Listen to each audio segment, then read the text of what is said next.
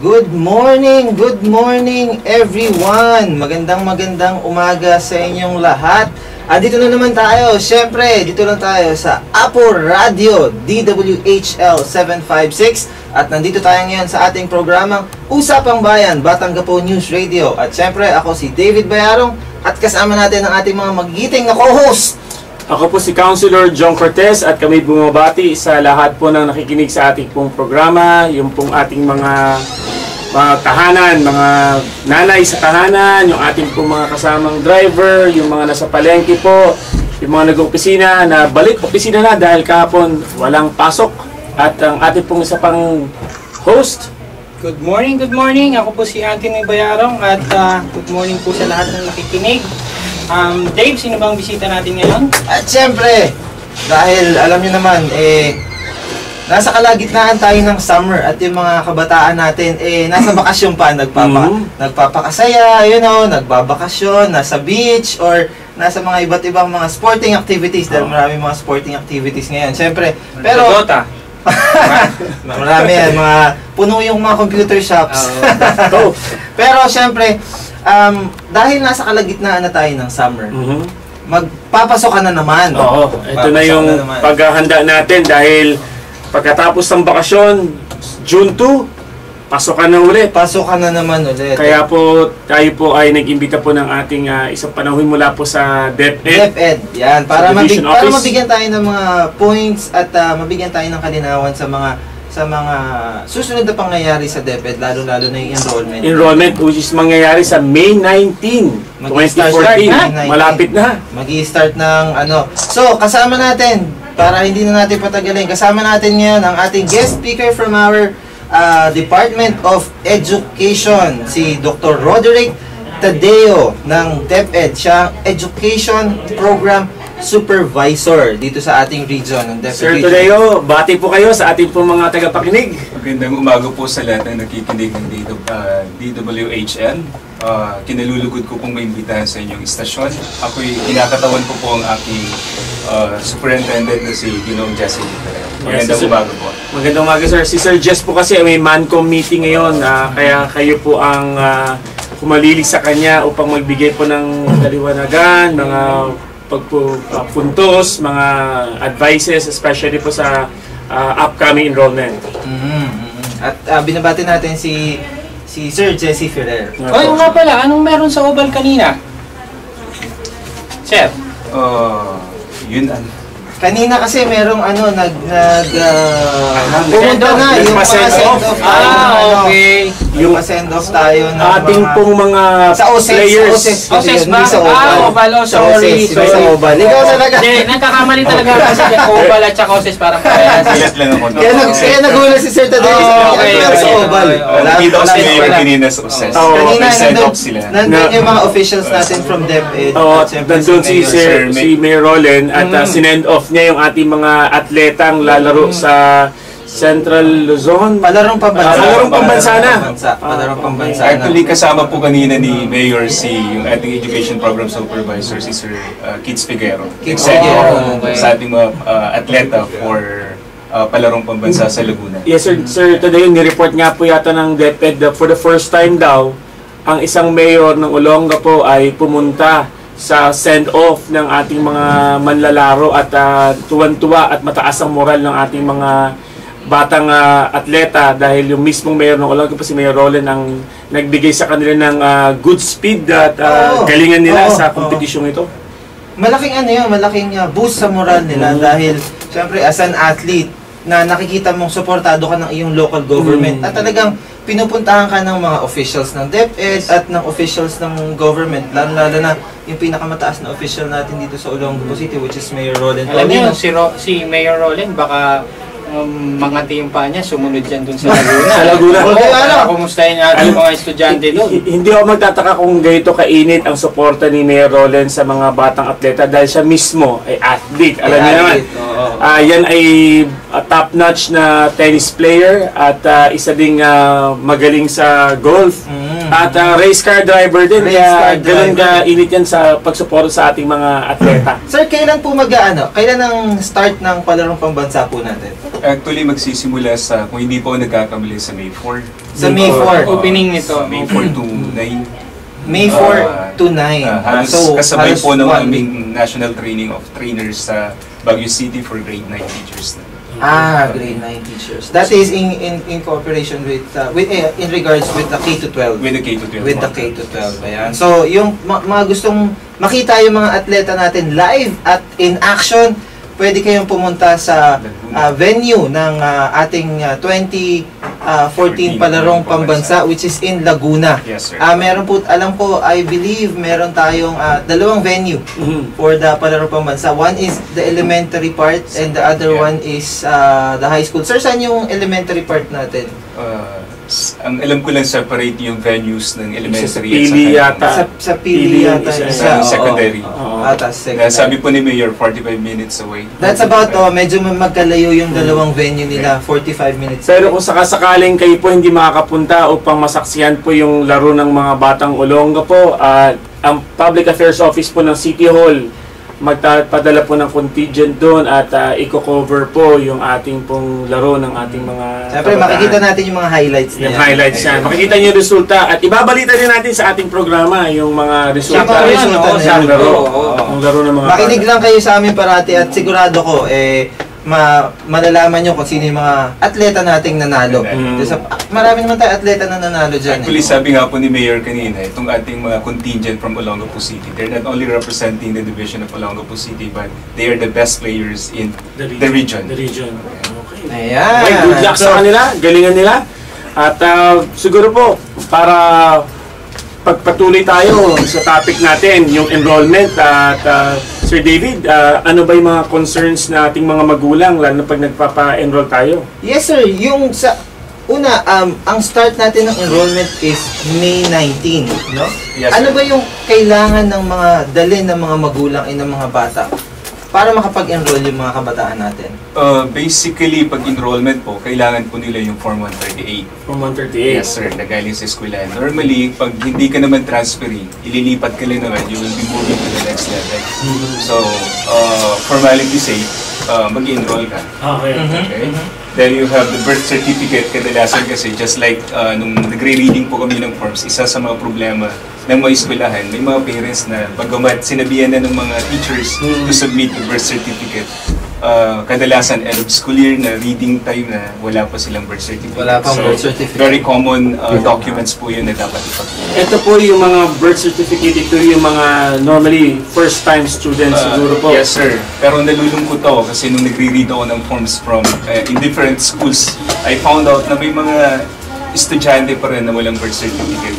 Wow. Kaya sa mga magulang pong nakikinig ngayon, nais ko pong banggitin po ulit sa inyo kung gaano kahalaga yung birth certificate ng ating mga anak. Kasi yun po yung magiging legal document natin, lalo na halimbawa sa kanilang mga forms, then sa kanilang diploma. So pag nagkaroon po ng discrepancy, halimbawa sa spelling na lang, Tama po kayo. so Medyo- delikado po yun. Tsaka mahirap pa namang i-process yung mga ganyang Yes, sir. klaseng bagay. Actually, kung tutusin po, yung mga birth certificates, kung wala kayong kopya sa civil registry sa City Hall, nakukuha po yan. Kay Ma'am Karen. Worst, yes, kay Miss Karen Cahudo. Worst case scenario, kung wala, NSO. NSO. Doon nyo na makukuha yung mga dokumento na yan. Mas madali yata sa civil register kaysa Oo, sa atin. kasi yung NSO medyo may time, Medyo madali. matagal, medyo may Oo. katagal. Tsaka ang NSO natin, Sa kukuha ka pa Subic. sa Subic. Sa Subic na. Subic. Pero may good news po tayo dahil yung ating pong mayor nakikipag-usap po sa NSO at may posibilidad na either bumalik sila dito sa Olonga po or mag-set up sila ng Satellite office office. para sa mga requirements sa Pero ang alam ko, documents. merong para sa mga kaalaman ng mga magulang natin, nakakita ko, I think SM, pag pumunta kayo sa may ground floor ng SM, meron silang section there na pwede kayong kumuha ng NSO. Doon sa may baba. No, yung sa may billing section nila where you can pay mga electric bills and things like that. Meron na yata silang section doon for NSO, pwede kayong kumuha doon. So sir, number one requirement nila, aside sa Form 138, which is yung Card. class card po yun. Form 1, yung pong, kung hindi po matandaan yung Form 138, ito po yung card kung saan nakalagay po yung bawat subject at grades po ng inyong mga anak. Meron po nakalagay dun kung pass, para po mag-move up sa next year level Yes. or sa next grade level. At yung pong birth certificate. Yes. Pero makakapag-enroll po ba sila kung lacking yung mga ganung document? Tinatanggap po natin lahat yan. Education for all policy po. Policy po ng DepEd. Lahat po ay inililista natin. Actually, kung matatandaan nyo po, noong January 25, ito po yung agap lista natin. Early enlistment of students. Okay. Para magkaroon po rin ng planning ang DepEd, strategic planning just in case marami ba tayong incoming na grade 1, marami ba tayong incoming kindergarten, marami ba tayong incoming grade 7. So napaplano nyo? Para maplano po ng DepEd kung kulang ang classroom, kulang ng classroom, kulang ng teachers. So yun po yung agap lista natin which was held last April 25. Napakaganda nung ginagawa ng DepEd, proactive sila sa Yeah. paghahanda rather than antayin dumagsa yung enrollee tapos hindi mo alam kung gaano kadami. Ngayon yung agap lista. Dapat ano sila, proactive dapat. Ayan. At time check natin ngayon. Time check natin is 9:45 ng umaga. Magpapasalamat muna tayo sa ating cake provider, ang Red Ribbon. Red Ribbon. Matatagpuan niyo ang Red Ribbon dyan sa kanilang store sa may ulo ng Apo. Visit lang kayo dyan kung meron kayong mga events like birthdays and binyags and different kinds of events. You can get cakes and pastries just at Red Ribbon. Muli tayong nagbabalik sa ating programang Usapang Bayan. Dito lang yan sa Apo Radio, DWHL 756. At syempre, kasama pa rin natin si Kagawad Jong Cortez, si Sir Anthony Bayarong, at syempre ang ating special guest galing sa Department of Education, si Dr. Roderick Tadeo. Si Sir Tadeo. Sir, Alam niyo, may namimiss ako eh. ano? Namimiss ko si Kagawad BJ. Oo nga. Actually, ito nga po nung isang araw po kami nag-meeting ng local school board, kasama po si Mayor. Siyempre po ang Vice Chairman po niyan, si Kagawad BJ bilang Committee Chairman ng Education. Nandun po si Sir Jess Ferrer, yung ating Superintendent. At napag-usapan nga itong isang problema pa ng DepEd, yung pagdating sa enrollment na merong mga schools na sobra-sobrang enrollees, pero yung kabilang school na katabi, konti. So nagkaroon ng nasusobrahan Kasi ang ideal daw dapat sa isang classroom, 50 students to one classroom. 50 students to one classroom tayo. So yun yung ideal natin. Sir, meron kasi tayong, I don't know kung ini-implement na ba natin yun or i-implement na ba natin yun yung parang zoning natin sa mga schools, sa mga estudyante, kung saan ang mga bata doon ka kung saan ka barangay? Kung saan ka barangay, doon ka dapat mag-enroll. Actually, sir, matagal na natin ini-implement yung zoning na yan. Only that, dahil nga sabi nga natin, yung accessibility, universal access to education, then selection na rin ng parents kung saan nila kasi i-enroll yung kanilang anak. Depende sa tiwala nila doon sa pupuntahan nilang eskwelahan. So yun yung isa po sa issue natin. But then, for this school year, gusto ng ating superintendent na i-implement and nahihirapan na rin po yung ating mga eskwelahan. Bagamat gusto po nating tanggapin lahat ng ating mga estudyante, kahit man saan sila manggaling, yun nga lang, talagang may congestion na po ng mga estudyante sa ating paaralan, kagaya na lang ng binanggit ni Kagawad Jong. Halimbawa yung Buton Elementary School. Yung land area po ng Buton ay napakaliit. Yun nga lang, magkakaroon na tayo ng magkakaroon na ng shifting, may emergency classes na sila doon. Samantalang, tama yung sabi niyo po, ang ibang area, ibang eskwelahan, kukunti naman yung mga estudyante nila. Para po, siguro sir, para po ma-visualize po ng ating mga kababayan, yung pong Buton at yung Bangal na school po ay nandun po sa may Andrakel, sa border po ng Andrakel. Situated po siya sa New Cabalan. Po sa New Cabalan. Ang nangyari daw po kasing sitwasyon, mas maraming estudyante ang nag-enroll sa Buton kesa po dun sa Bangal Elementary School, which is yung border po ng Olonga po at ng Bataan. Yes, sir. So, nagkakaroon po ng sobrang estudyante doon sa lugar po ng Buton at nagkakaroon nga po, sabi ni Sir Tadeo, nagkakaroon ng double shifting sa mga klase. Ang nangyayari daw kasi po, mas conveniente maglakad yung mga bata pababa papunta sa Buton kaysa po yung pumunta sila ng Bangal Elementary School na paakyat naman. So, ang sabi nga po na pag-usapan, dapat magkaroon ng incentives na o dito ka mag-enroll at bibigyan ka namin ng ganito, may ipaprovide kami sa inyo sa SNED. I think promise yata ni ile-legislate yata sa city Oo. Kung saan bibigyan ng incentive yung ating mga estudyante who would be willing to enroll doon sa kanilang lugar. Kanilang lugar. Okay. Kasi ang New Cabalan po, ito po yung pinakamaraming schools na halimbawa nandiyan ang Amelia Heights, nandiyan ang Iram 1, Iram 2, Buton, Bangal.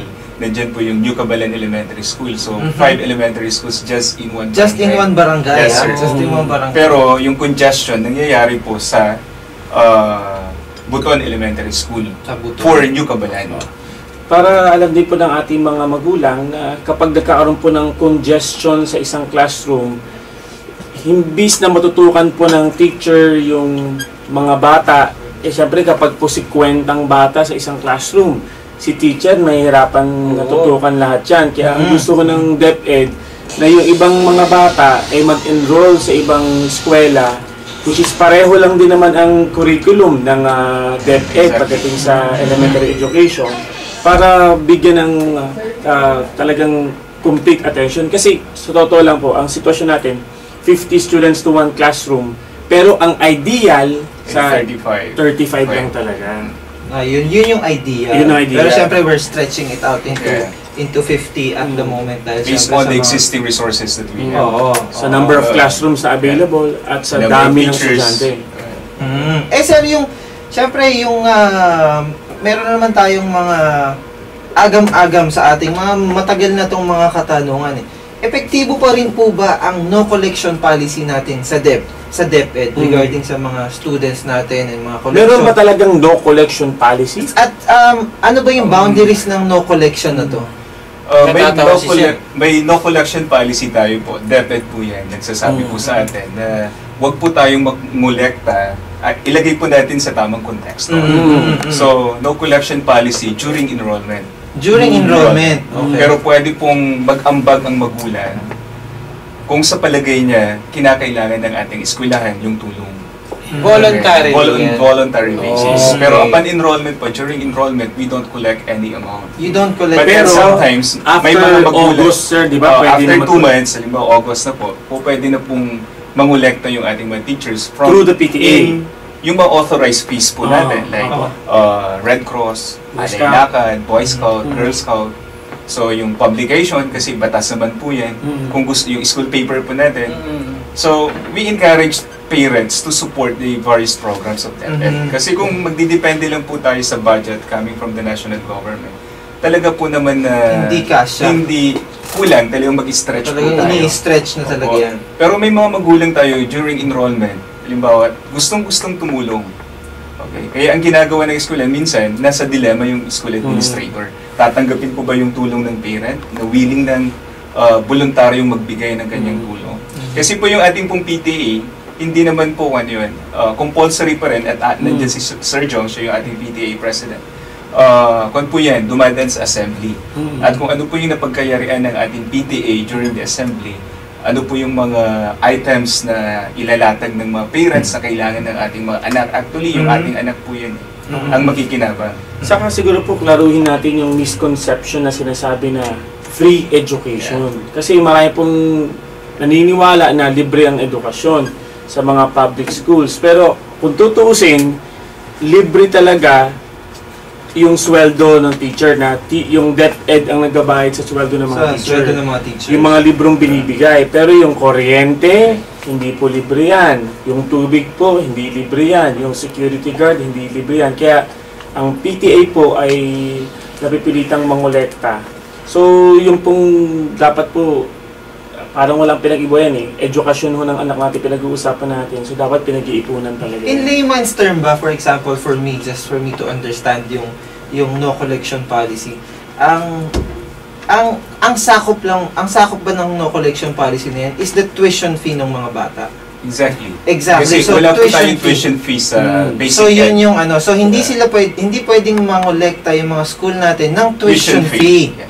Okay. Pero the other fees na kailangan ng mga bata, for example, Boy Scout, things like that, that would be voluntarily for our parents. Yes. Okay, yan. So, napakalinaw niyan na galing niyan sa ating DepEd at syempre ang ating isa kay Kagawa John Cortez na President ng PTA natin na ang free education is only may Covers. saklaw din lang yan, may coverage din lang Mm. yan. So, that covers only the tuition fee ng mga kids natin. So, pag nag-enroll kayo, sigurado wala kayong babayaran. Pero sir, pag may mga instances na biglang may gustong mag-report na yung sa ganitong barangay, sa ganitong school, sinisingil kami ng nag-enroll pa lang yung bata. Saan sila kailangan pumunta para mabigyan nyo ng action? Actually, meron po tayong Upland Balik Eskwela. Okay, ito po yung, then kasama po dyan yung Brigada Eskwela rin natin, kung saan ang bawat eskwelahan ay magsiset ng kanyang Information Action Desk, Information Action Officer, so that itong desk na ito yung tatanggap ng kung may mga complaints po sila, kung may mga issues and concerns sila relative to enrollment. So itong pong ating mga personnel sa bawat district or even at the division office, doon po nila pwedeng idiretso yung concerns. nila. Meron kasi mga question din na halimbawa yung sa tubig, yung sa kuryente, sa security guard. Siyempre kasi yung iba nating kababayan, sinasabi nila may budget yung DepEd for that kind of klaseng ilaw, tubig, expenses. Meron nga ba tayong budget for that? May budget, may maintenance and other operating expenses or yung tinatawag po nating MOOE. Pero ito po ay maliit na bahagdan lamang dahil napupunta lahat halos yung though DepEd receives the lion's share in the national budget, ika nga.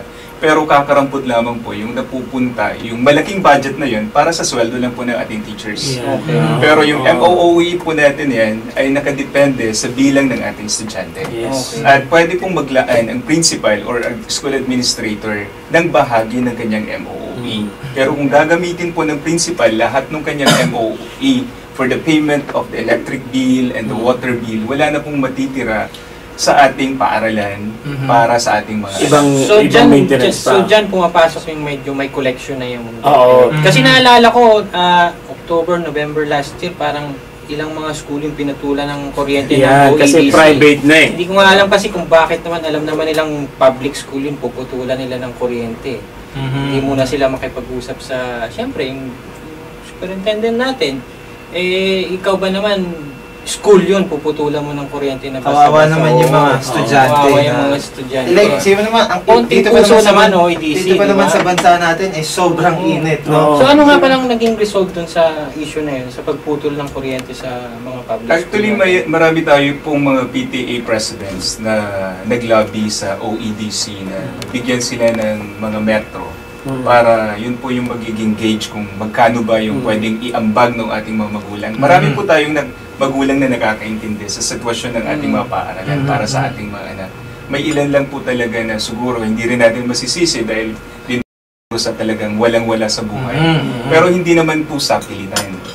Kung talaga pong ito yung gusto nating itulong dahil nakikita natin yung convenience ng ating mga anak. Dahil nakita ko rin, halimbawa walang tubig, walang kuryente sa paaralan, nagsasuffer po yung ating mga estudyante. At yung teaching learning process natin po is at stake. Ang hirap na umintindi, ang hirap na i-assimilate ng ating estudyante. Mainit ang panahon. Mainit, madilim. Diba? Halimbawa, pupunta sila sa CR, walang tubig. Walang tubig. So sila po yung nagsasuffer na tayo pong mga adults, kagaya pong magulang din po ako na pwede akong mag-ambag kung magkano sana. Yamang hindi naman sa pilitan yung pagkolekta. Ang naging advice ni Sir Jess Ferrer tungkol dyan ay mag-conduct ng General Assembly ang mga PTA kaharap ng mga magulang at magkaroon ng decision sila kung magkano ang iaambag nila. Yung mga ibang school, 100 pesos ang kanilang inambag per estudyante para pambayad sa... Per month?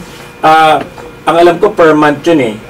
Kasi talagang ang mahal ng kuryente ng mga public schools. Dahil imaginein mo, ngayon pa na uso na ang pag-teaching tools natin, yung LCD projector.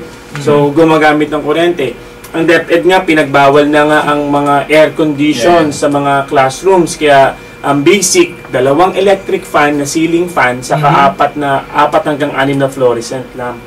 So, yun, nagkaroon ng pagkakaunawaan na kailangan talaga mag-ambag ng mga magulang. Ibang practice pa ng ibang PTA, kung yung isang magulang ay hindi kaya, sinasagot na ng ninong ng isa pang magulang. Pero ano ba, Kagawad Jong, obligado pa na maging member ka ng PTA? Lahat kasi ng magulang is supposed to be PTA member. Automatic ba? Oo, PTA officer lang yung, kasi bawat classroom nag-i-elect ng PTA Okay. homeroom PTA. At yung presidente nila aakyat doon sa central na PTA ng school, sa mother PTA. So lahat tayo as parents ay member talaga ng PTA. Kasi wala si Kagawad BJ, meron din akong gustong itanong sa kanya dahil nasa committee siya ng education. Yung city ba natin, meron tayong binibigay na tulong sa DepEd natin dito? Meron tayong special education fund na ang alam ko is around 26 million a year. Ito ay parang 1% ng ating ng real property tax. Okay. At yung 26 million na yun ay sinasubsidize yung mga kuryente at tubig ng mga schools. So nagbibigay. Kaya nga importante na yung mga kababayan natin, mga maaari ng lupa ay nagbabayad ng real property tax dahil 1% nun napupunta rin. So kung magkano kitain natin sa real property tax, yun yung ibinibigay natin sa 1%. 1% ng real property tax. Okay. Siyempre, nagiging maganda yung discussion natin ngayon dahil siyempre, this involves the parents and also yung mga estudyante natin. No? At tamang-tama, summer at magpapasok ka na naman ulit. Napakabilis ng panahon. Kakatapos lang ng klase, kakagraduate lang ng mga ibang estudyante. Ngayon, pinag-uusapan na naman natin yung enrollment naman. Pero siyempre, bago tayo mag-continue sa ating discussion with our special guest, si Dr. Tadeo, Sir Tadeo ng DepEd, magpapasalamat muna tayo sa Red Ribbon para sa ating mga cakes. At matatagpuan ng Red Ribbon dyan sa may ulo ng Apo. Diyan ang kanilang store for your party needs like birthdays and different celebration. Punta lang po kayo dyan for your cakes and pastries. Maraming salamat, Red Ribbon.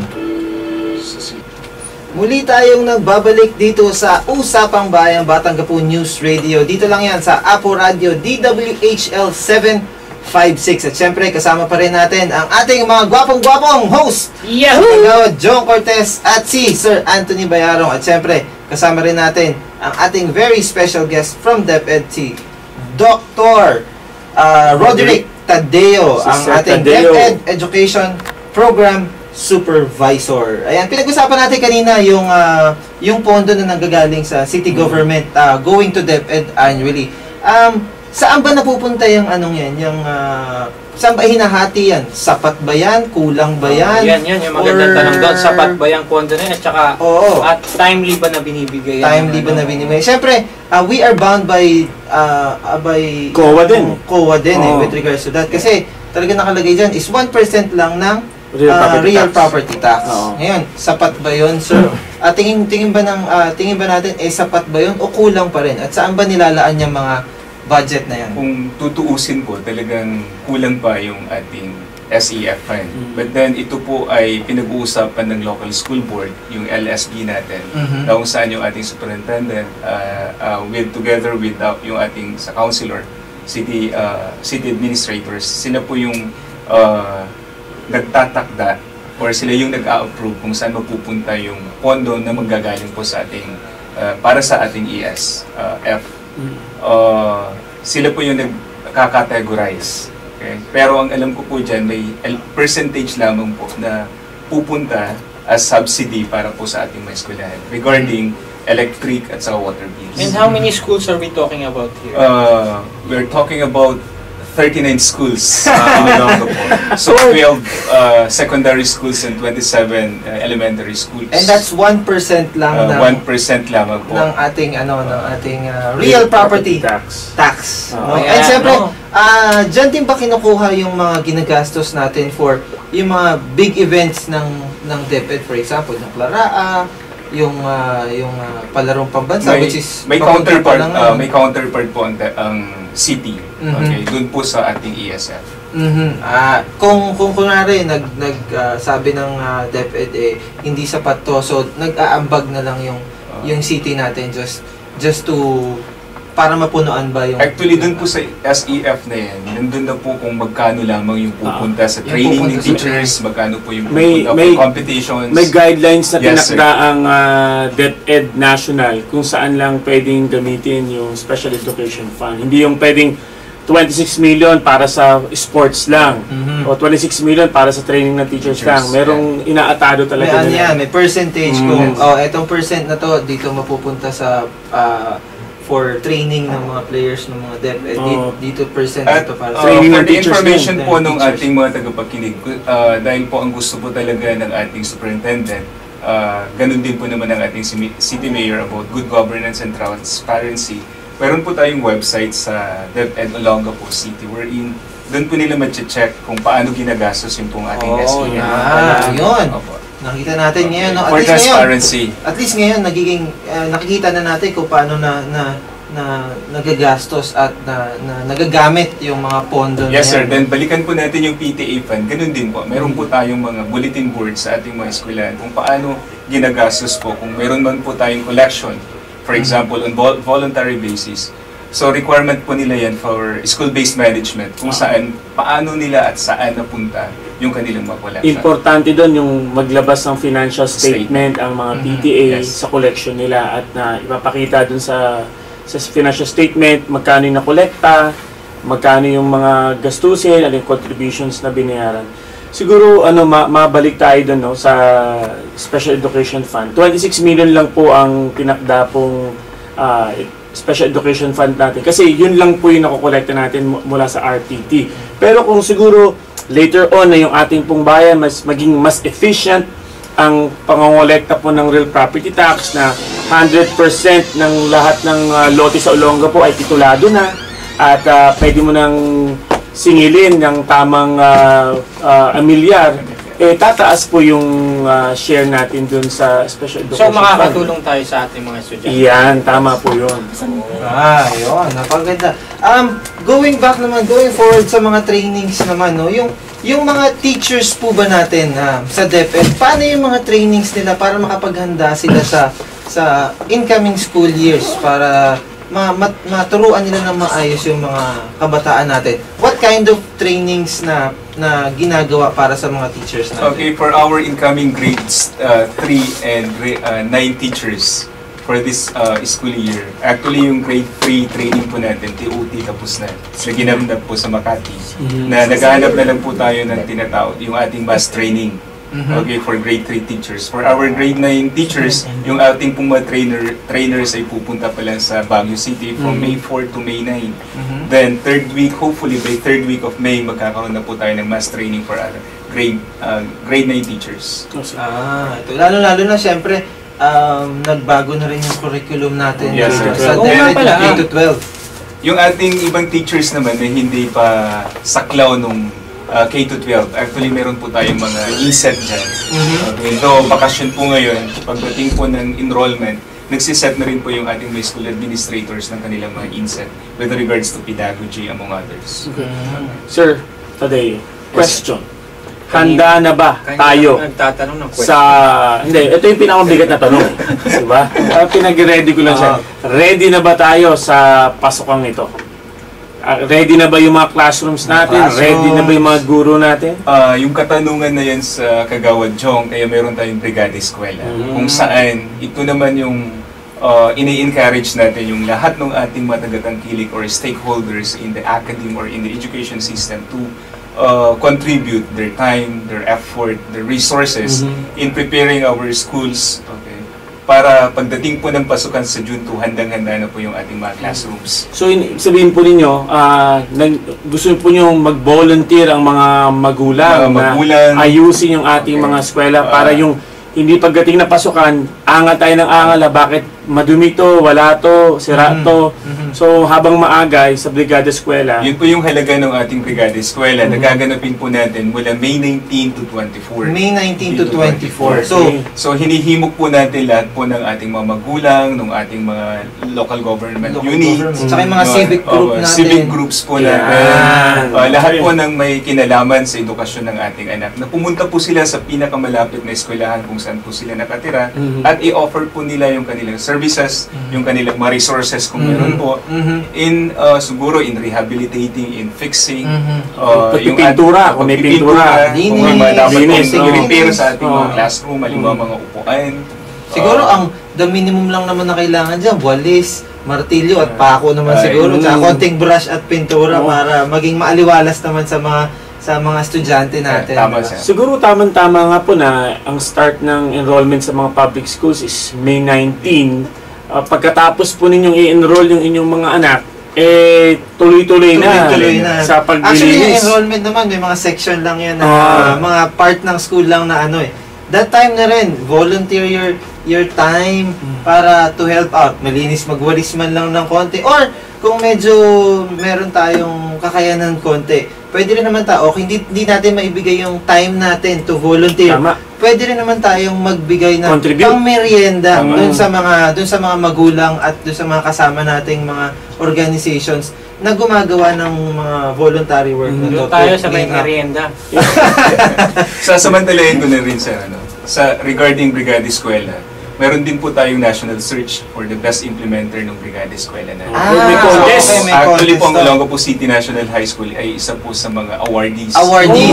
Wow! So, sana hinihimok po natin lahat po ng ating mga paaralan. So, competition to. So, meron po tayong, it's a sort of competition. May criteria po tayo dyan, nilabas na rin po ng central office, na sana kung gusto nating mapabilang ulit ang ating mga eskwelahan, hindi lamang OCNHS. So lahat po nung 39 schools po natin na i-implement yung ating Brigada Eskwela. So alam niyo, ngayon ko lang nalaman na 39 school pala yung ng DepEd dito sa Olongapo. Dami rin pala. Madami. Pero sir, kamusta naman po yung bilang ng teachers natin versus dun sa bilang ng estudyante? Sapat po ba yung teachers natin para sa mga estudyante? For now po, tama lang siya. Then, ang alam ko, pagdating po ng ngayong new school year, madadagdagan po tayo ng may mga new items po tayo dahil na rin po sa implementation ng K-12. So, for now, kung hindi po ako nagkakamali, 49 new teachers sa secondary, then 10 new elementary teachers na. Is this yung already bagong i-hire po natin. So i-hire pa lang. So mag-o-open kayo ng mga slots dyan. Meron na po siya. Natatapos po yung aming training. Actually, yun pong validation ng kanilang documents. At handang-handa na po, makikita na po nila, announcement na rin po pala, nakapost na po yung ating RQA for all our Teacher 1 applicants. Nasa bulletin board na po ng Division Office, both elementary and secondary. So, secondary. So makikita na Division nila. Office. Okay. So, bisita lang kayo doon yung mga Apply nag-apply for Teacher 1 Teacher 1. Punta lang kayo doon at naka-post na raw yung mga RQA. Yung mga RQA. So, mabalik tayo dun sa Brigada Eskwela na gaganapin sa May 19 to 24. Ito yung magandang pagkakataon siguro na hikayatin natin ang mga alumni Tama. ng mga schools. Na kung proud kang graduate sa Asinan Elementary School, yung barkada nyo, yung batch nyo, ito yung chance niyong mag-project na magpunta sa school. To give back something to the school. Para sa school. At the same time, yung pong mga civic organizations natin, Rotary, Lions, JCs, yung mga PMAP na kung wala kayong mapag-isipang proyekto, ito yung best time din na maghanap kayo ng school na susuportahan nyo at tutulungang ayusin. Siguro po, tawagan po siguro yung DepEd para kung meron pong gustong mag-volunteer. Lalo na sa mga civic group kasi mga civic group galing yan sa mga galing yan sa iba't ibang lugar nagsasama-sama para at least hindi man mamaya yung isang 5 civic group na sa isang school di ba? So para sa mga civic group natin, tawagan nyo lang yung DepEd, no? Ano po yung number natin sa DepEd na pwede na tawagan para at least ma-assign sila sa isang school na talagang pwede silang ma-maximize natin yung mga pwede po nilang tawagan ang 047-222-6569 or 047-222-2568. Okay, so para sa mga civic group there na pwede mag-volunteer ng time nila, tawag lang po kayo sa DepEd. Numbers 047-222-2568 or 047-222-6569. Okay, yung pong numero yan, hindi lang po para sa mga reklamo po natin, ha? Kundi po pati yung gustong tumulong. At alamin ang mga programa po ng DepEd sa anong mga gagawin pa sa susunod na araw, especially itong enrollment, yung pong mga nabanggit pong numero ang tawagin po ninyo. Okay. So, sir, meron pa ba tayong ibang mga activities and events this coming bago mag-start yung mga klase natin? Mga announcement for DepEd announcement, natin, sir. yun pong ating Upland Balik Eskwela, syempre. Katuwang na rin po dyan yung Brigada Eskwela natin, na kung saan bawat eskwelahan ay hinihimok po namin na mag-set ng kanilang information action desk para tumanggap ng anumang concerns, mga reklamo during enrollment. Then sana po itulungan po natin ang ating mga paaralan, okay, in observing the National Schools Maintenance Week or yung tinatawag nating Brigada Eskwela. Okay. Yeah. Then yung relative to Brigada Eskwela, mayroon pa po tayong yung isa, yung Adopt a School program. Ito naman po yung mga limbawa mga business establishments, limbawa SM, gusto niyang mag-adopt ng isang paaralan dito sa lungsod ng Olongapo. So malaking puntos po kasi yun. Isa sa criterion relative to Brigada Eskwela, best implementer is yung magkano ba yung resources na naiambag ng isang grupo. Isang grupo. Okay. Or yung total na naiambag ng for the whole span ng Brigada Eskwela. Okay. At siguro po yung mga kumpanyang tumutulong, nagdo-donate, yun po ay nakakabawas din sa tax nila eh. Kasi yun po yung benefit na nakukuha naman nila just in case gusto nilang maging kabahagi ng Adopt a School program. Kaya siguro ako na rin personally kumakatok ako sa mga nakikinig dyan ng mga private company natin, no? Na yung sponsor mo, baka pwede mag-sponsor doon. Primer Group. Prime. Kumakatok kami sa mga pinto nyo para at least matulungan naman natin yung mga estudyante natin, maging maaliwalas yung kanilang pag-aaral. Kasi yung mga kabataan na yan, yan yung magiging susunod na mga leaders natin, yung susunod na mga talagang outstanding people natin dito, not only just in Olongapo City, but also in the whole Philippines. But hindi natin alam, baka isa dyan maging presidente na ng bansa natin or one of the greatest minds sa buong mundo, no? We will never know unless we help them. Yep. No? Saka dapat maging maganda yung environment of learning sa mga eskwela na yung mga bata komportable, alam nilang nakumpuni. Napakahirap mag-aral kapag yung upuan mo ay may pakong nakalabas. Diba? Imagine mo kung 10 buwan ka nakaupo doon tapos yung hindi ka pala komportable, hindi ka makapagsulat. Hindi ka pa naman pwedeng lumipat dahil lista ka sa blackboard. Kasi dati, nung bata tayo, napapatay tayo sa upuan eh, di ba? Alam niyo, hindi lang yung natanong nung ako'y elementary at high school, ako'y most outstanding student. Yan, talaga naman. Outside standing. Nasa labas, nakatayo.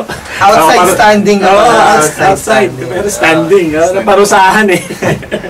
Ayan, nagpapasalamat kami at napaunlakan kami ng ating ng wonderful guest from DepEd, no? Sir, baka meron pa tayong mga last words and last announcement para sa mga magulang natin. At syempre, pakiulit na rin po, kailan po ang enrollment natin?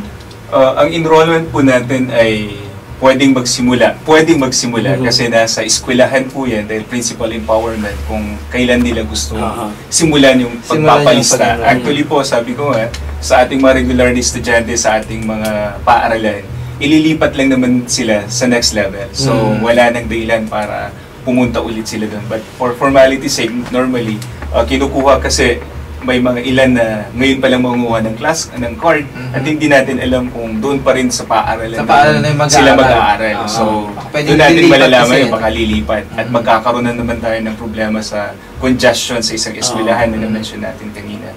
So, pumunta na po tayo sa ating mga paaralan, sa mga estudyante, sa mga magulang lalo po, na ipalista po natin kung doon pa rin mag-aaral yung ating mga anak para nang sa ganun yung ating pong mga school head naman ay magkaroon rin, maging proactive din naman kung magbabawas pa sila, may madideload bang teachers at ipapahiram ba ng kanilang mga school head ang kanilang teachers sa isang eskwela na nangangailangan ng teacher dahil overload naman ang mga teachers sa iba.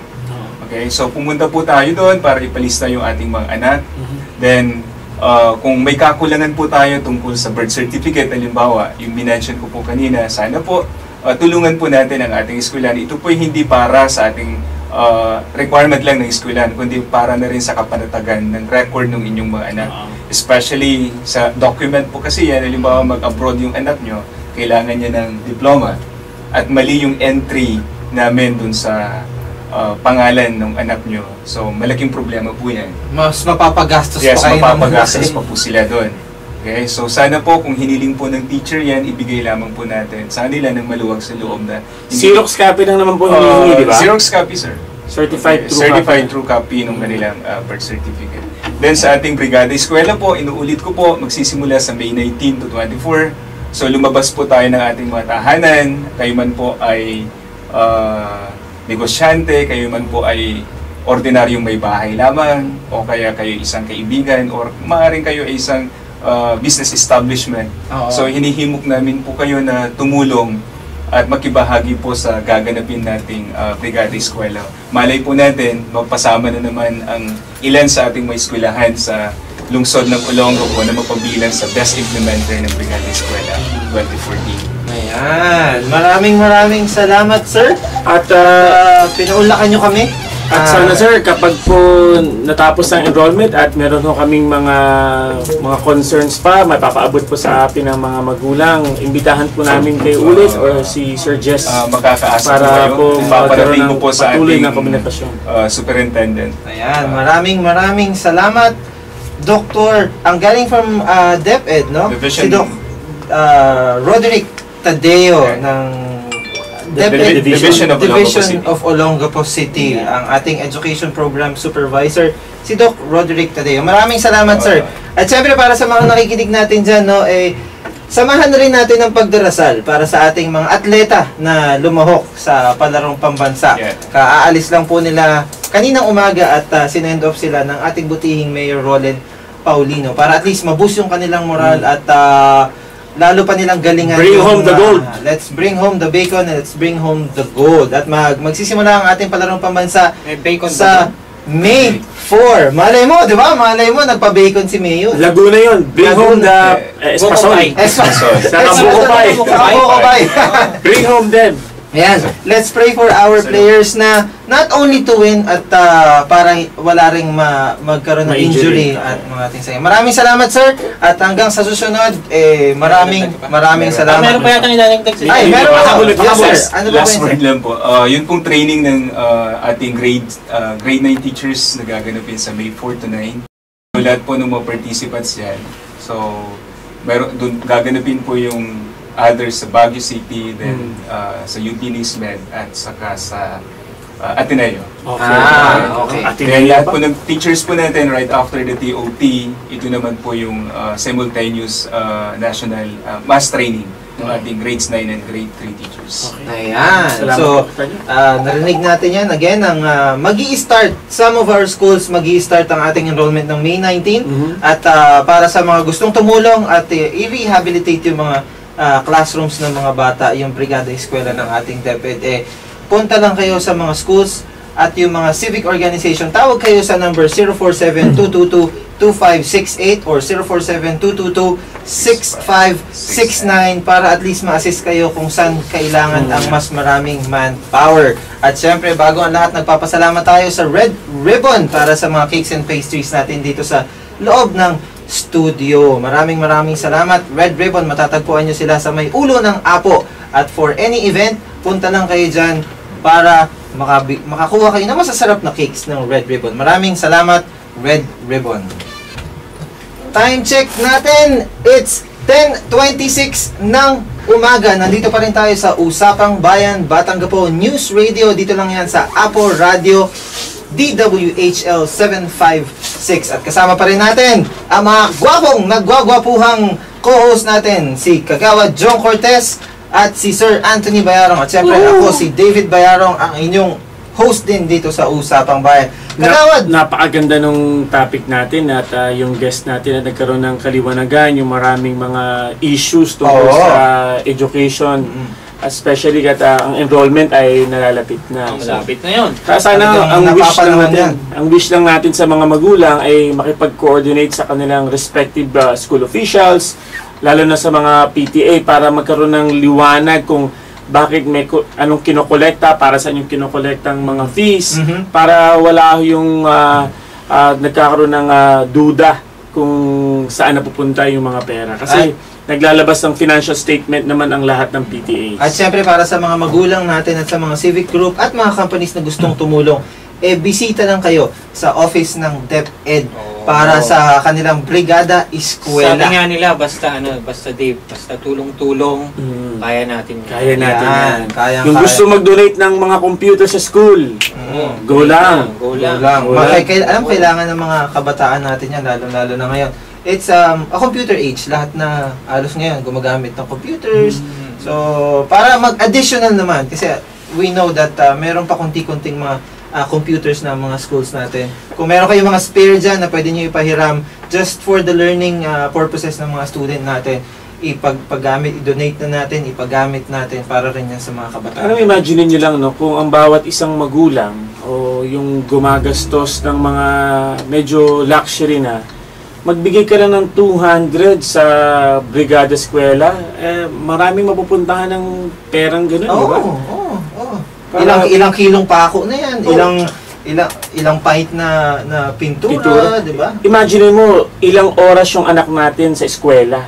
Di ba dapat Investment kasi yan komportable yung mga bata yan. Kailangan mag-invest ka rin sa education ng anak mo. Nagbo-boost ng moral yan sa mga kabataan natin para araw-araw papasok sila sa school. Makita nila maaliwalas yung classroom nila, 'di ba? Ikaw ba naman? 'Di ba gusto mo ba naman pumasok sa isang classroom na madilim, madumi yung brown out, tinanggalan ng kuryente. Yun lang. Pero alam niyo ba ang isa sa mga dilim talaga na-experience sa sakit ng mga bata sa mga public schools, UTI? Talaga. Alam mo ba kasi nagpipigil sila kasi ayaw nilang umihi doon dahil nga yung mga comfort room, yung iba walang tubig, dahil nga walang gusto mag-contribute. Walang ilaw. Dami pa namang mga bata natatakot sa kasi nga tinanggalan ng kuryente. EDC kasi, bakit kasi kailangan? Pero I think medyo na-resolve naman yan na pag-usapan na yan. So, bukas walang ilaw. At the end OEDC, bukas na naman, walang ilaw. May 3. At yung 10 oras. Para sa mga lahat ng listeners natin, check nyo lang po yung mga announcement ng OEDC dahil po 10 oras walang ilaw 10 bukas. oras? New Cabalan, Old Cabalan, medyo marami-raming barangay. Nag-umpisa na ba yung 2 months na yan? Hindi pa rin? Hinihintay pa natin kung kailan mag-umpisa yung 2 months na yan. Anong year? Pero para sa mga announcement natin, mamaya, ang opening of the Summer Kalye Kasiyahan at Gordon Avenue. Sa Gordon Avenue naman. Sa Gordon Avenue. Hindi, naka-program naman kasi yan. After nung ilang weeks natin sa may Magsaysay. Papalakasin naman natin itong Gordon Avenue. Kasi alam ko, nung bata pa ako, wag na nating ibanggitin kung anong year yan. Parang ano yan yung ano ba yan? Nung bata pa ako, nung Mardi Gras kasi, ini-stretch yung Mardi Gras hanggang dun sa may palengke ng Pag-asa. Natatandaan ko pa yan. Lalakad ka buong Magsaysay, lalakad ka ng buong Magsaysay. Maabot yan. Lalakad ka ng buong Magsaysay, liliko ka pa sa may Gordon Avenue hanggang sa may Pag-asa. Doon na yung mga kasi Magsaysay lang. Doon na yung mga tiyanggi-tiyanggi, merong mga konting rides na mga maliliit doon dati. Alam mo, yung mga kailan yun? Ba't di ko alam yan? Tandaan ko yun, grade 2 yata ako. Okay. Matagal na talaga. Bukod sa pagbubukas ng Summer Kalye Kasiyahan sa Gordon Avenue Edition, ngayon din po yung opening ng first Mayor Roland Paulino Cup na shooting competition. Diyan sa Naval Magazine area, diyan po sa Subic Bay Freeport Zone. Level 2 po yan.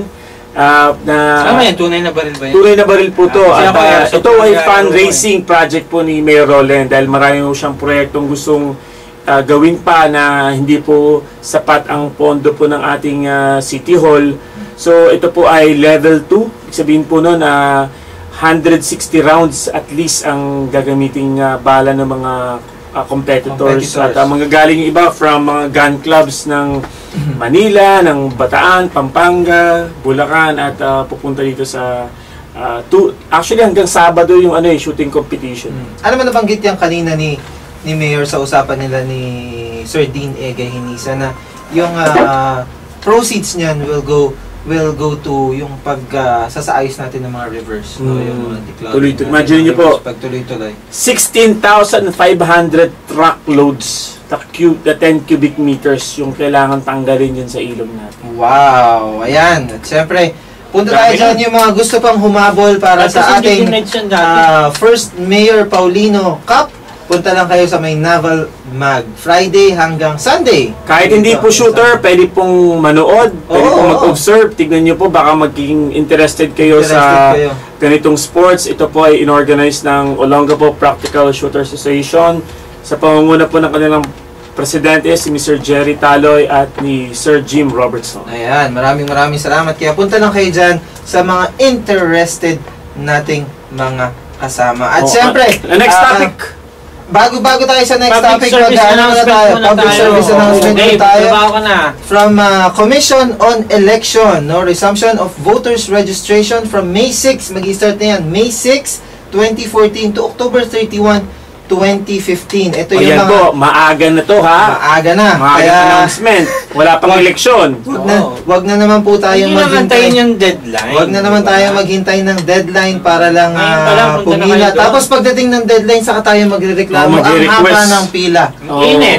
Tapos Mainit. po, Ang kasi init, grabe. ang hilig po natin sa basketball, last 2 Last 2 minutes. Last 2 minutes. Kaya ngayon, nag-i-start na sila. May 6 pa lang, 2014. This coming May 6, a few days from now, mag-i-start na yung resumption natin ng voters registration up to October 31, 2015. Yan po ang mga Ang new election po 2016 pa. Kaya po, huwag nyo pong sayangin pagkakataon na makarehistro po at exercise po ninyo ang inyo pong Ano karapatang bang bumoto. mauna?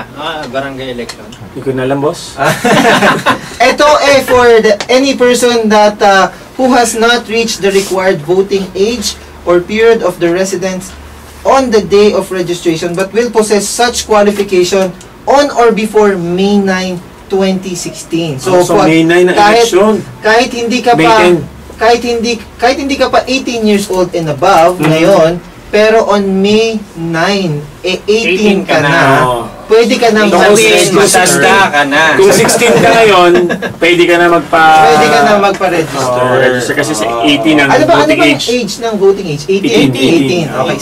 16 is for Wala na pala SK. sa SK. Wala na pala SK. sa SK. So, kung 16 ka pa lang ngayon at before May 9 magi-18 ka, magpa-register ka na rin. Humabol ka na. Wag na nating antayin yung deadline para Last day. at magrereklamo pa tayo para dyan. At syempre, para sa ating announcement pa rin from our livelihood, marami tayong mga trainings, no? Ang upcoming trainings natin on May 2, meron tayong mayonnaise making. On May 5, meron tayong meatloaf making. On May 5 up to 23, may basic massage therapy. Ang May 5 to 23 rin, food and beverage service course. May 7, fish nugget making. May 9, dim sum making. Yun po yung mga siomay-siomay. May 12, tocino making. Masarap. Tocino. From Hindi May pa kami 12 then to May 30, basic cosmetology. Yan, yung manicure, pedicure, haircut para sa mga pampaganda yan. At May 14, commercial bread making 1. May 16, commercial bread making 2. At May 19 po, yung fruit cocktail making. Imbis na bumibili ho kayo ng nakalata, kayo na pong gumawa. May 21, chocolate making. Yan, mukhang masarap yan. Yan! Chocolate making. Parang gusto ko yan, May 23, vegetable carving. Yung pong nagde-design po ng mga centerpiece. Mga centerpiece centerpieces natin sa mga kina-carve po yung mga carrots, yung cucumber, para maging sosyal. carrots and cucumber. Yeah. You know. And siyempre sa May 26, meron din tayong accessory makings para yan sa mga maganda yan para sa mga accessories. Siyempre sa mga little kids natin and sa mga kababaihan natin. May 28, luncheon meat making. So kung gusto nyo malaman kung paano ginagawa yung spam, yung maling, ito po yung pagkakataon. And last but not the least, May 30, fruit jam making. Alam mo kagawad, all of this, punta lang kayo sa may office ng Livelihood and Cooperative Development Saan Office yan? para magpalista, no? Ito po ay continuing project po ni Mayor Roland Paulino dahil gusto ho niya ang mga taga-Olonga po, hindi lang po trabahador, kundi entrepreneur din. Punta lang po kayo sa office ng Livelihood and Cooperative Development Office. Dyan lang yan sa may City Hall. At magpalista kayo.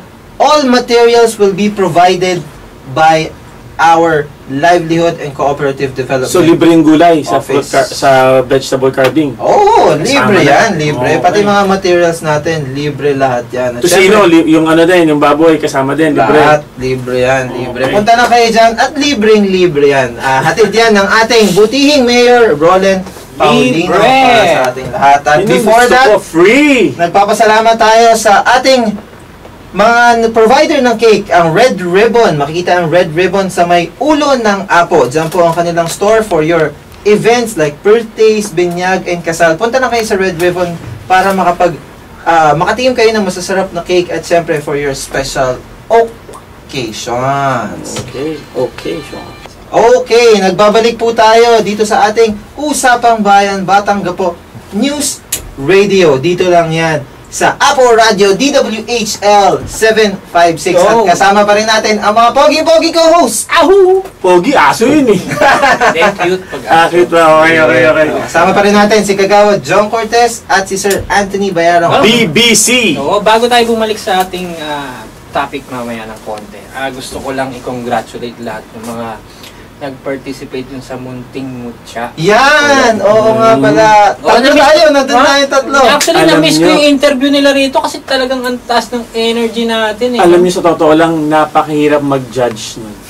Judge ka ba doon? Hirap Ay, nga pala. hirap ako mag-judge doon kasi lahat ng bata, Ang alam niyo, gagaling, ano? Magagaling. nakakataba ng puso makita talaga yung mga bata na imagine mo nagde-declaim ng English, tumutula sa Tagalog, sumasayaw, kumakanta, at yung energy level nila, sobrang taas talaga. Kaya nang nabanggit mo, Tony, iba yun. Kaya ang hirap lang alis yung trabaho ni Sir David, siya yung host nung... How about you lang naman sinabi niya. How about you? Oo nga. Pero kami talaga yung sa kasama ko mga judges doon, hinahirapan kami dahil yung mga Gagaling, bata, no? wala kang itapon. Oo, The point lang na sumali sila doon sa contest na Panalo yun. na sila. It's winner na sila. Winner sila kasi they have shown confidence. Alam nyo, ang greatest fear ng tao is to speak before an audience. Oh, correct. At yun ay na-overcome ng mga batang Olongapo. At syempre, hindi lang sa mga bata. At syempre, magpapasalamat din tayo sa kanilang mga wonderful parents. Oo. Kasi nakita mo naman yung suporta ng mga parents ng mga bata talaga. Hindi. Choreography ng mga anak nila, costumes, and all of the works, no? Kung hindi lang nakikita pero nag-i-enjoy akong panoorin yung mga nanay na tinuturuan yung anak nila habang nasa stage kung anong ginagawa. So, minimimik ng mga anak nila. Wala ka. Ako nasa backstage, nakikita ko anong ginagawa ng mga magulang. Talagang nagre-rehearse sila doon. Oo, nagre-rehearse sila. Oo, paulit-ulit. Yun yan, no? Habang nag-host ako, sinabi ko nga sa mga audience, hindi nyo ba napansin, habang sumasayaw yung mga bata doon sa stage mismo, kasi yung mga audience talagang, syempre nakafocus sila doon sa bata, di ba? Dapat tinignan din nila doon sa may baba ng stage. Nandun yung mga magulang sumasayaw din. Kung paano sumayaw yung anak nila, ganon din sila sumayaw. Kung iisipin natin, talagang ang laki din ng sakripisyong ginawa ng mga magulang para sa Munting Mutya ng Olongapo na first time ho to. Kasi nakita ho natin na yung mga magulang umarkila ng gown na hindi naman ho biro eh. Oo. Pinag-choreo yung mga anak nila, nagpaturo sa choreographer, nag-prepare ng props. Tapos siguro po sana later on lumaki yung papremyo, pero I guess it's not the price ang mahalaga dito, kundi yung naturuan natin yung mga anak natin to compete. And I think this is the learning stage for the kids. Kung paano kung paano mawala yung takot nila sa stage. At syempre yung may coordination niya with the parents and the kids, di ba? So ito yung stepping stone nila kung paano sila magko-coordinate, kung paano nila handle yung competition as it is. Yeah, no? and kung hindi lang ito ay beauty contest lang to, then you have yung seed ng confidence sa inyong anak, nilagay ho ninyo. Dahil later on, hindi lang naman siya pang beauty pageant, baka mag-sports po yan. Lumaban sa academic competition, no, nagkakaroon ng kumpiyansa yung bata sa sarili na kaya niya. Yun ang iniisip niya, pag tiga-Olongapo, kaya niyang pasukin kahit ano. Kaya maraming salamat sa lahat ng sumuporta sa ating Munting Mutya ng Olongapo 2014. That is the very first munting mutya ng Olongapo. Hats off tayo sa Hats off tayo. Tourism Siyempre, Department. sa Tourism Department. Contestant number 16. Ang VP at sa kanyang mga Ang VP masisipag na at mga staff at mga taga-tourism office. Oo. Saludo kami sa inyo. Saludo kami sa inyo. Hats off at maraming salamat. And you made Olongapo City proud with this Correct. kind of... And happy sa araw na yun. Oo. Maraming salamat sa SM for allowing us the use of Cinema 2. Cinema 2 ng SM. At saka thank you rin pala sa SM dahil kahapon doon ginanap yung job fair. Ang daming tao, punong Oo, sa 6th floor. 6th floor, maraming mga open vacancies, no, from different At companies. and God willing, sa lahat na nag-apply, sana ngayon pa lang lahat kayo may trabaho na. Balik tayo, congratulations ulit dun sa mga nanalo na sumali sa Munting Mutya ng Olongapo at saka dun sa mga parents and organizer and everyone involved dun sa Munting Mutya ng Olongapo para sa mga bata po yan. Segue tayo dun sa Kagawad Jong, kagagaling mo lang ng US. hindi natin napag-usapan. Ito dapat last week. Kaso Ayokong pag-usapan kasi nangihingi na pasalubong eh. Yung tungkol sa exchange program natin. Apo, Teka, hindi pa ako nakatikim ng chocolate eh. Wala ba? chocolate baking ka na lang. Hindi po, tayo po natutuwa dahil tayo po nag-report sa ating pong mayor na yung pong ginanap na student exchange program na nag-start po noong March 18 hanggang April 1. Ang ating pong mga estudyante mula po sa Olongapo, 4 from Regional Science High School at 4 po sa Olongapo City National High School ay nagpunta po sa United States, particularly po sa Virginia Beach, sa East Coast. At for 2 weeks, nandun po sa Tollwood High School. At alam niyo po, napakasarap po ng experience sila kasi hindi lang nila natutunan yung American educational system, pati po yung ma-experience yung kultura, history ng Amerika. Nakapunta po ano ba yung mga particular na natutunan ng mga estudyante? Yun nga po yung number 1 na comment ng mga bata, yung pagkakaiba ng sistema natin na sa Amerika, yung mga estudyante lumilipat sa mga classrooms. Sa geography class, sa biology class, lumilipat sila. Dahil ang normal setting sa Pilipinas, yung teacher ang pumupunta. So kung section ganito ka, stay put ka lang doon hanggang mag-dismiss. Ikaw din naman, lumilipat ka nun, di ba? Pinapalipat ka sa labas. Parang ang setting kasi dyan is parang ang setting pag sa atin kasi, pag nasa college ka na in universities, that's the only time na ganun yung setting na pagkatapos ng time, alis na kayo ng classroom, lilipat kayo sa ibang classroom for a different subject. College yan eh. College yan sa atin. Pero kasi sa States, high school pa lang, ganun na yung ginagawa nila. At doon nakikita natin yung progress ng Amerika pagdating sa education system nila. Yung LCD projector standard na as a teaching tool sa bawat classroom. At the same time, yung pag-devote ng Amerika sa guidance. Alam nyo, sa kanila, iba-ibang guidance counselor sa iba-ibang subject. Let's say, may problema sa discipline yung bata, may guidance counselor for discipline. May guidance counselor for academics, may guidance counselor for extracurricular ibang activities. So, iba-iba yung tumatrabaho, di katulad sa atin na isa lang guidance counselor in general. Iba kasi yung dating yung may visual eh. Kasi ako, very visual person. May lugo sa photography, may lugo sa mag-video, may lugo mag-edit ng mga video. Iba kasi yung may nakikita ka na may gumagalaw o may nagsasalita kaysa dun sa babasahin mo lang, di ba?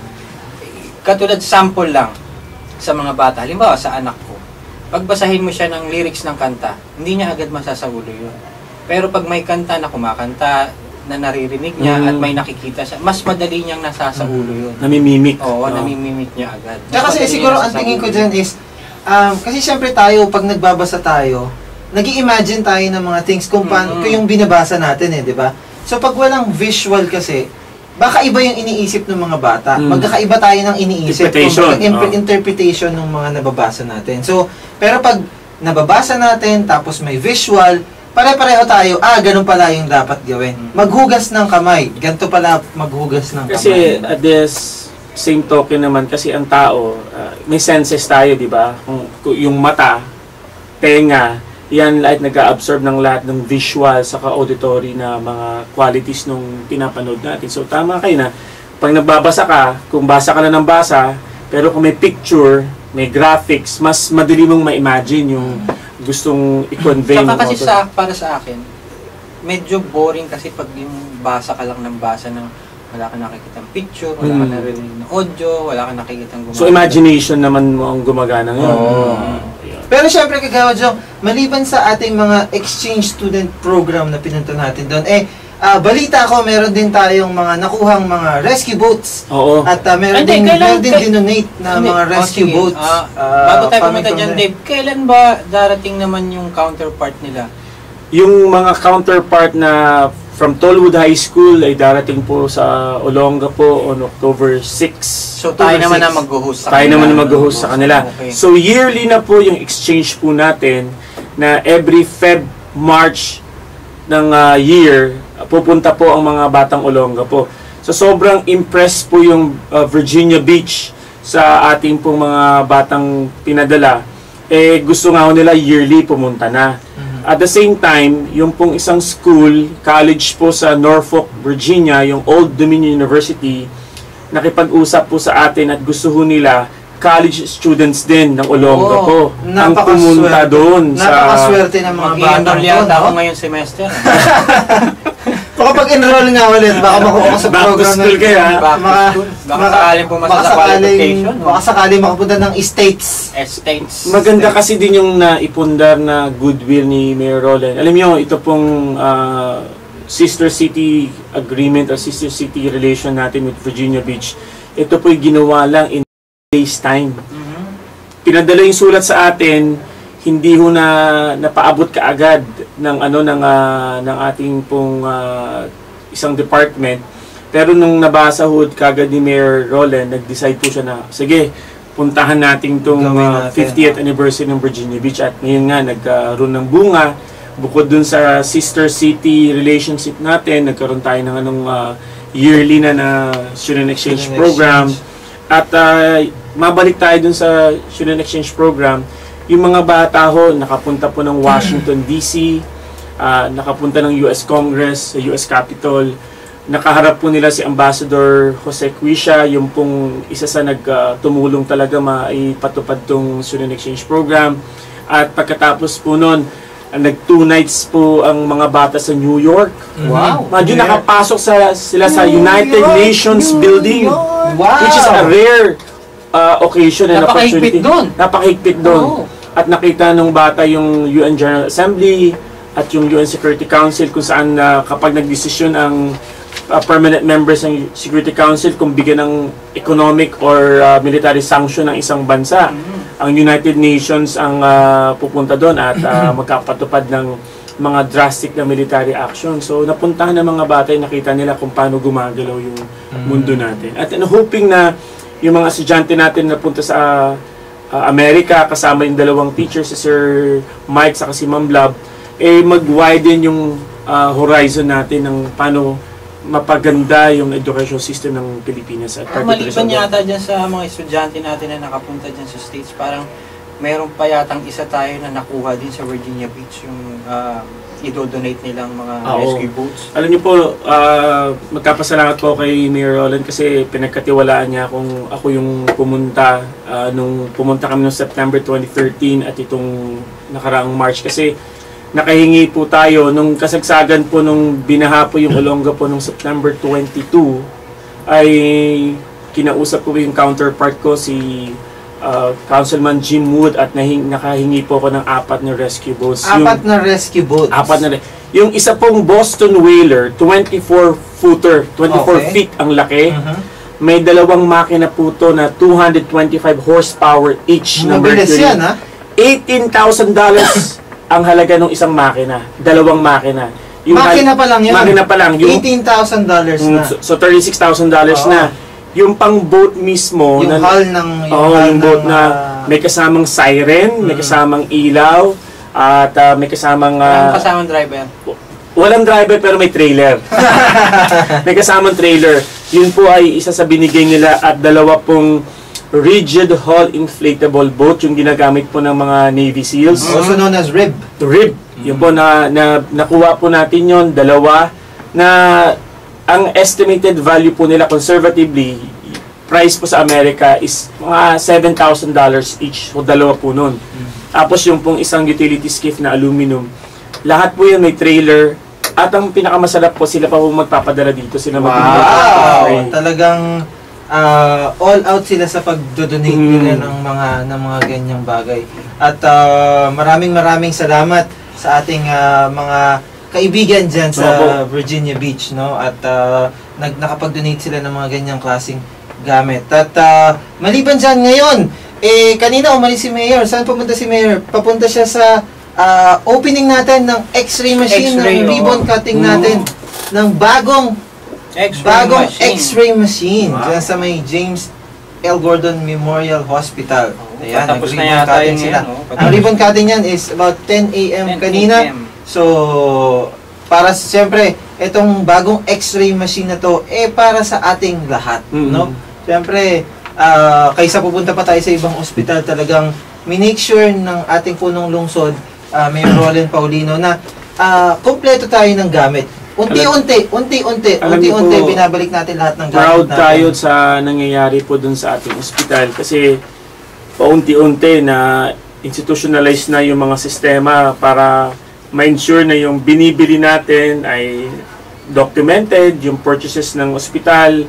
I guess we have to give credit kay Mayor Roland at yung dalawang taong tumutulong sa kanya sa ospital, si Dr. Jewel Manuel, saka si Dr. Dudes Bustamante, na itong dalawang taong to ang talagang gusto nilang maitaas yung kalidad ng serbisyo ng ating City Health at ating ospital para maibigay yung basic services ng health ng mga tao. Sipag na mga yan.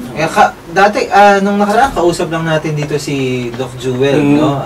In-explain niya sa atin yung mga bagong process na tinanggal na nila yung mga other fees, yung mga maliliit na fees na dati hirap na hirap yung mga kababayan natin bayaran yan. So, maraming salamat Mayor Roland Paulino at syempre ang ating mga hospital administrator na si Doc Jewel Manuel at syempre si Doc Bustamante dyan sa may ating City Hospital, no? And announcement lang tayo ulit. Mamaya, opening na ng ating Kalye Kasiyahan sa may ang ating Wala na sila sa magsaysay. Gordon Avenue naman tayo ngayon. Avenue. Gordon Avenue. So, Mamaya na ba yan? Oo nga pala. Mamaya, Friday. Mag-start sila ng 5 p.m. hanggang 2 a.m. ng umaga. sana maunawaan lang po ng ating mga kababayan na yung ginagawa ho natin sa City Hall na katulad po ito ng Kalye Kasiyahan, ito po'y mga paraan po para mapaunlad po ang negosyo sa Olonga po. Alam niyo po, yung traffic, ito ay isang nangyayari naman sa ating bayan. Kasi kung tutuusin, kung ang ating po mga kababayan ay gusto talagang ma-exercise, anyway po, yung Olonga po naman na maraming silungan pag naglalakad ka, hindi naman open area tayo na babad ka sa araw. Subukan nyo po maglakad at ito po yung Kalye Kasiyahan, isang paraan para makapasyal, makita kung anong meron sa Kalye Kasiyahan at lakad-lakad lang para makaiwas sa stroke. Galaw-galaw para hindi ma-stroke. Well, kasama talaga yan, no? At siyempre,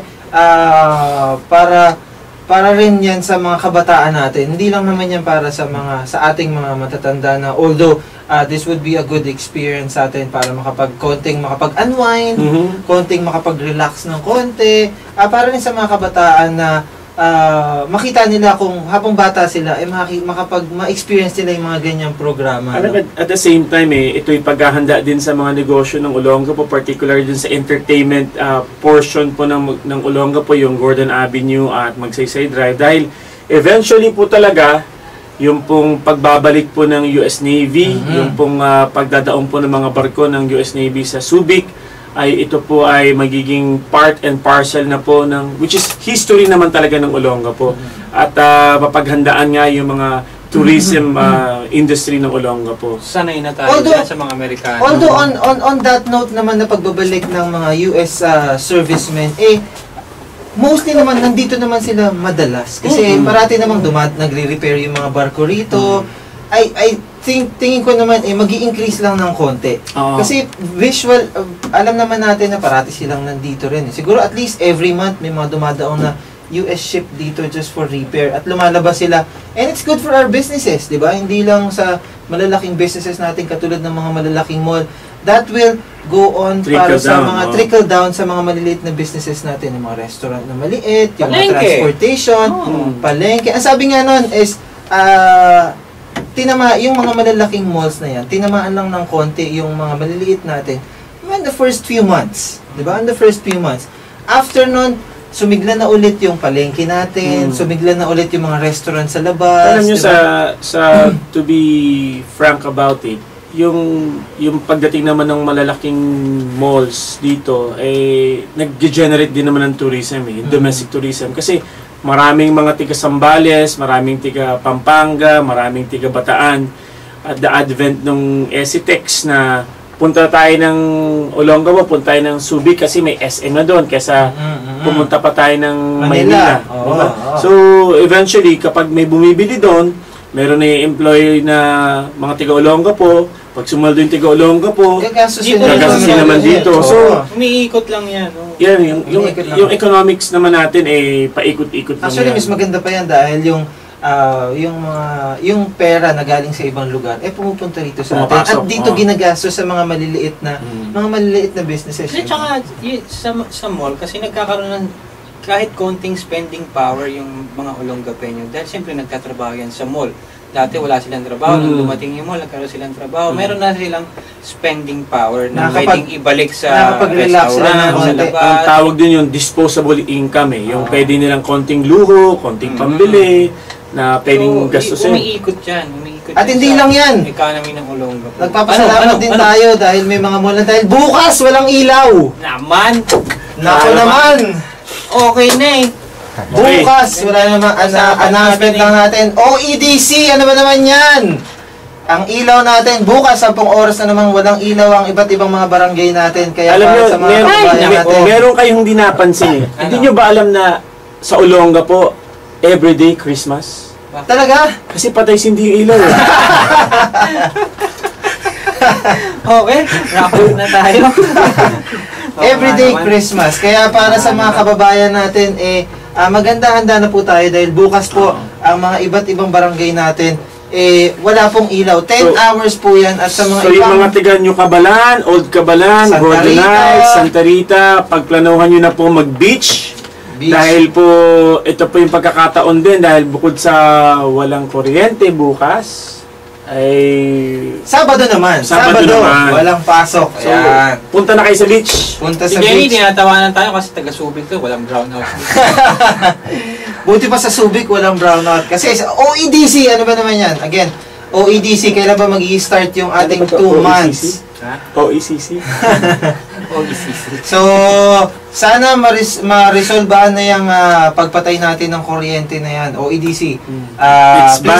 It's bad for the family, it's bad for business. It's bad for business. At again, nagpapasalamat tayo sa ating cake provider dito sa ating studio, ang Red Ribbon. Red Ribbon, matatagpuan yan sa ulo ng Apo. Meron ba? Maraming salamat.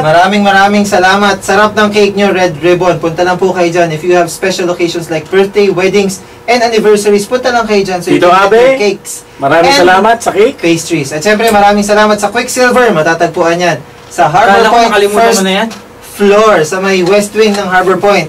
Kasama yan ng maraming salamat, Quicksilver. Kailan kayo pwede sabihin, maraming salamat, North Face. Maraming salamat, Quicksilver. At syempre, hatid yan ng Primer Group. At syempre, magpapaalam na tayo at 2 oras na naman tayong nakasama. Oo, sobra na naman nga tayo. 2 oras na naman tayong kasama natin ang ating mga batang Olongapo at nabigyan natin sila ng mga munting impormasyon, lalo-lalo na sa incoming enrollment. Maraming salamat sa ating guest kanina, si Dr. Roderick Tadeo coming from DepEd. At hanggang sa susunod, Sir Kagawad Jong, meron ka pa bang any announcement? Muli po sa ating po mga kababayan, Sabado po at Linggo ay darating na. Huwag po nating kalimutang sumamba, magsimba, magpasalamat po sa ating Diyos sa araw po niyang ginawa para sa atin at tayo po'y manatiling malusog at masaya at ang ating pamilya, pasalamatan po natin ang ating Diyos. Yan.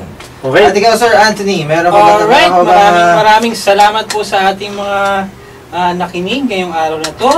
Magsama-sama po ulit tayo sa susunod na biyernes. Next topic. Next topic?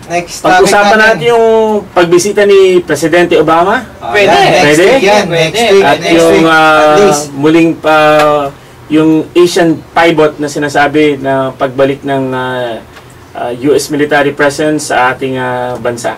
Pwede. Ganda topic yan. Again, maraming salamat sa pakikinig nyo sa amin. At hatid na naman namin sa inyo ang mga balita dito lang sa Olongapo City. God bless po sa inyong lahat. God bless sa inyong lahat. At magpapasalamat muna ako at nakikinig ang ating mga kasama dyan sa may FB Break Bonding. Si Nanay Fanny Castro. Maraming salamat sa inyong pakikinig. At syempre, samahan nyo ulit kami sa susunod na biyernes. Dito lang yan sa Batang Gapo News Radio, Usapang Bayan. Good morning.